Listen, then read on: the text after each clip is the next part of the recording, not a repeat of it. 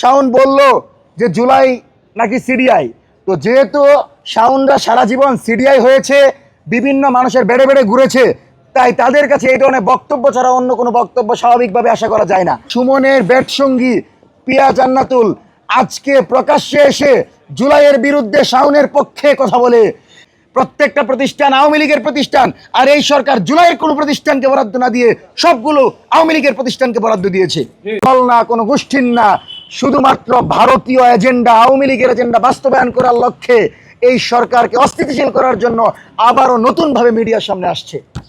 আপনি দেখতে পাচ্ছেন যে সুমন যে বিচারিক হত্যাকাণ্ডের মাধ্যমে বাংলাদেশের জনগণের নেতা সাকা চৌধুরীকে ফাঁসির দড়িতে ঝুলিয়েছিল, আল্লামা সাইদি এবং নিজামী সহ অসংখ্য নেতাকর্মীকে বিচার বহির্ভূত হত্যাকাণ্ডের মাধ্যমে ফাঁসিতে ঝুলিয়েছিল, সেই সুমনের ব্যাট সঙ্গী পিয়া জান্নাতুল আজকে প্রকাশ্যে এসে জুলাইয়ের বিরুদ্ধে শাওনের পক্ষে কথা বলে।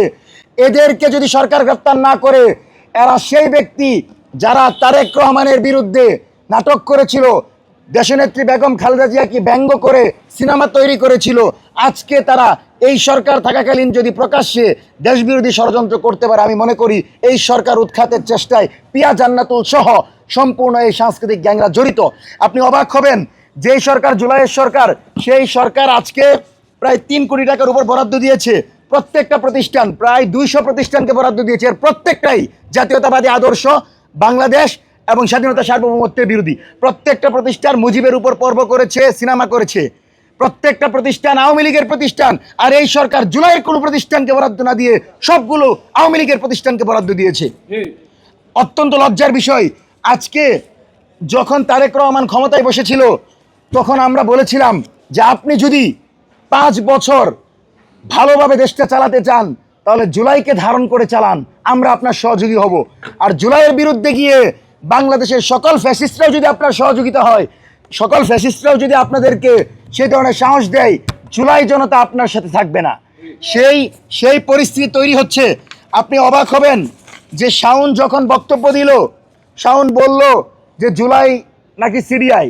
তো যেহেতু শাওনরা সারা জীবন সিডিআই হয়েছে, বিভিন্ন মানুষের বেড়ে বেড়ে ঘুরেছে, তাই তাদের কাছে এই ধরনের বক্তব্য ছাড়া অন্য কোনো বক্তব্য স্বাভাবিকভাবে আশা করা যায় না। কিন্তু প্রশ্ন হচ্ছে, তাদের এই বক্তব্য কখন আসছে?